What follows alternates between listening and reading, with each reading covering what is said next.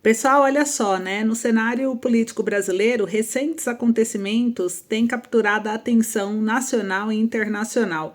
O ministro do Supremo Tribunal Federal, que é o STF, Alexandre de Moraes, ele proferiu uma decisão inesperada envolvendo aí o ex-presidente Jair Bolsonaro, surpreendendo diversos setores da sociedade. Paralelamente, o governo do presidente Lula enfrenta novas denúncias que colocam em xeque sua administração. Já se inscreva aí no nosso canal, aproveita se você se interessa por esse tipo de conteúdo. Aqui falamos sobre tudo que a grande mídia às vezes não traz de forma tão clara, né? Ou cria narrativas para manipular a população e tem que tomar cuidado. A decisão do Alexandre de Moraes, que se insere no contexto das investigações sobre suposta tentativa de subverter a ordem democrática, resultou na prisão de figuras próximas a Bolsonaro, incluindo militares e ex-ministros, e essas ações reforçam a postura firme do STF na defesa das instituições democráticas e no combate a possíveis ameaças do Estado de Direito, ou o STF está aí, né, sendo um braço político para o Lula. Eu vou trazer uns detalhes para vocês. Enquanto isso, Lula lida com acusações que abalam sua credibilidade. Denúncias recentes apontam que a nomeação de ministros com histórico controvérsia, a utilização de recursos públicos para fins pessoais, ampliando as críticas à gestão atual. E esses episódios reacendem debates sobre ética na política e também transparência governamental, desafiando a administração a responder de maneira eficaz às demandas da sociedade por integridade e responsabilidade. Eu já começo aqui a primeira notícia do STF que torna réus deputados do PL em caso das emendas. Será que nunca mais ninguém do PT, ninguém da esquerda se envolveu em nada? Ou só não estão sendo investigados, né? Isso aqui, mais uma vez, o Supremo Tribunal Federal demonstra seletividade ao investigar e julgar casos de corrupção no Brasil. A recente decisão da primeira turma do STF de tornar réus deputados do PL em um processo de desvio de emendas levanta uma questão essencial: onde estão as investigações sobre os políticos de esquerda? A denúncia aponta que um grupo teria solicitado ao então prefeito de São José de Ribamar, Maranhão, o pagamento de uma propina de 1,66 milhão de reais. No entanto, chama atenção o fato de que ministros como Flávio Dino e Luiz Fux ainda precisam apresentar seus votos. Será que mais uma vez apenas um lado da política será alvo da justiça? O histórico recente comprova que há um viés claro nas decisões do STF. A esquerda brasileira esteve envolvida no maior escândalo de corrupção da história do país, que foi o Lava Jato, e mesmo assim as condenações foram anuladas sob pretextos jurídicos questionáveis. Desde então, não se vê qualquer grande operação para investigar novos casos ou aprofundar denúncias que envolvam esse espectro político. Enquanto isso, figuras da oposição continuam a ser perseguidas implacavelmente, muitas vezes sem argumentos sólidos ou provas contundentes. O STF saiu aqui no jornal G1, primeira turma do STF decide por unanimidade tornar réus deputados do PL em processo de desvio de emendas. Denúncia aponta que o grupo solicitou ao então prefeito São José de Ribamar o pagamento de propina, e aqui mostra que os ministros julgam denúncia oferecida pela Procuradoria-Geral da República contra os deputados Josimar Maranhãozinho, do PL de Maranhão, Pastor Gil, também do PL do Maranhão, e Bosco Costa, do PL de Sergipe, que atualmente é suplente de deputado. Votaram pelo recebimento da denúncia o relator ministro Cristiano Zanin, ministro Alexandre de Moraes, ministra Carmen Lúcia e os ministros Flávio Dino e Luiz Fux. O julgamento ocorreu no plenário virtual. Com a denúncia recebida, os deputados viram réus e vão responder pelos crimes de organização criminosa e corrupção passiva. Então será aberta ação penal que terá instrução com depoimento de testemunha e interrogatórios dos réus e só depois serão julgados pela primeira turma do STF. Então, a gente vê aí que tem que ser denunciado, tem que ser investigado, independente do partido, né? Se realmente cometeu crime, tem que pagar pelos crimes, mas o que estamos questionando é que a gente só vê por parte do STF busca, apreensão, condenação, investigação de opositores ao governo. Então isso chama atenção.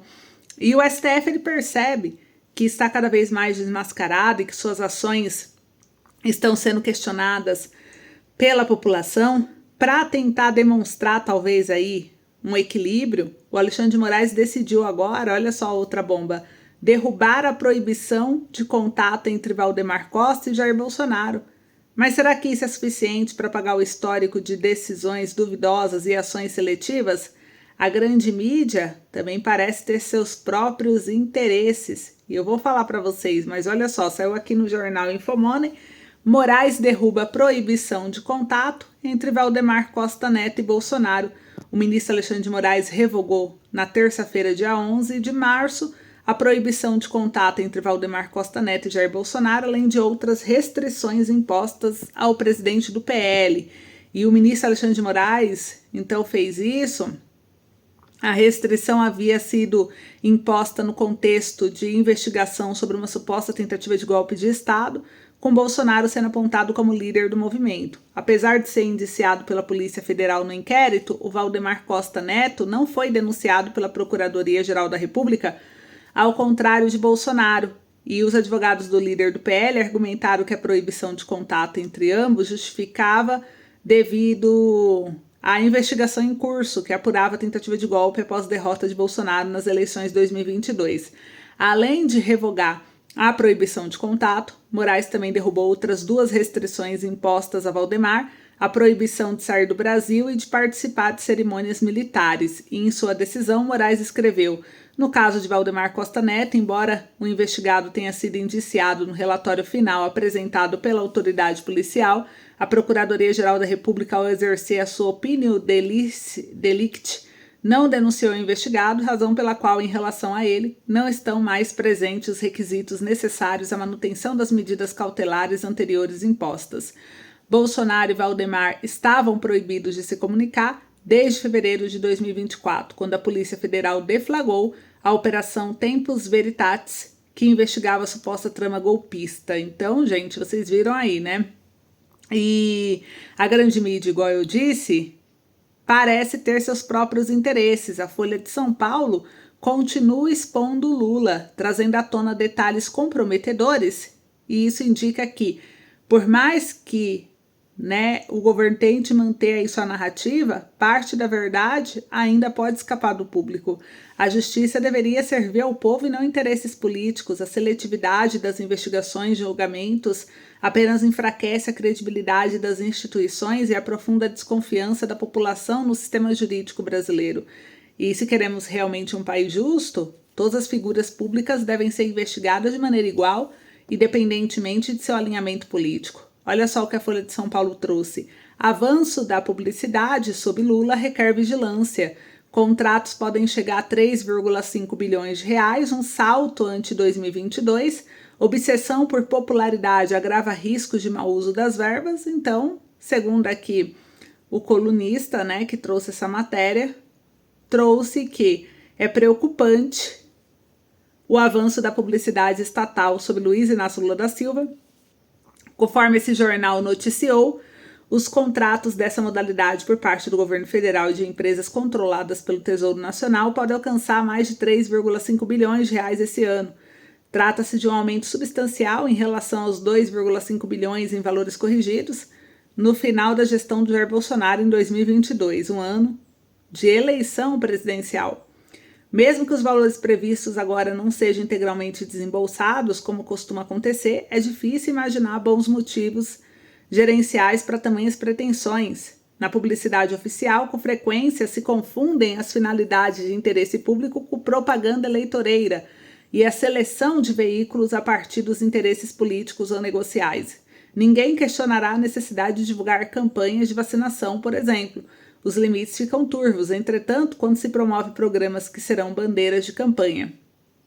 Agrava o quadro o mau momento de Lula, que fez seu marqueteiro ministro de Comunicação Social e tornou prioridade reverter suas taxas de reprovação nas pesquisas. Não é de hoje que a disputa em torno da farta publicidade federal leva à alocação duvidosa do dinheiro público.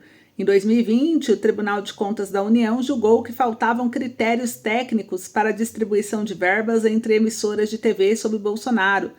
Desde as primeiras gestões petistas, veículos simpáticos à esquerda recebem montantes que minguam em outros governos. Pior, as estatais que respondem pela grande maioria dos recursos não seguem a prática de divulgação regular e detalhada dos beneficiários. Em 2014, a Folha e o jornalista Fernando Rodrigues, então no UOL, recorreram à justiça para obter dados completos sobre os gastos nessa rúbrica de 2000 a 2013 e constatou-se um salto de 65% acima da inflação do período. A legislação atual estabelece ao menos limites para o gasto publicitário nas empresas, definidos como percentuais de receita. Não é o bastante, de todo modo, para dissipar questionamentos em torno de licitações, como a de 380 milhões de reais, hora aberta pelos Correios, retirados pelo governo Lula do programa de privatização e acumulando prejuízos vultuosos nos últimos 2 anos. Quanto às campanhas conduzidas pelo Planalto, o TCU apontou em outubro que há falta de indicadores e metas para avaliar resultados e deficiências na divulgação dos dados, determinando providências em até 180 dias para aprimorar o processo. É o mínimo, a publicidade oficial deve ser encarada não como uma dádiva ao governante de turno para distorcer a competição política, mas como política pública que precisa atender a requisitos de interesse social, eficiência e transparência. Então, a perspectiva de expansão desmesurada dessa despesa requer vigilância extra. Então, muita gente comentou aqui a respeito desse assunto, eu queria saber sua opinião. Esse foi o vídeo de hoje, eu espero vocês no próximo boletim. Até logo!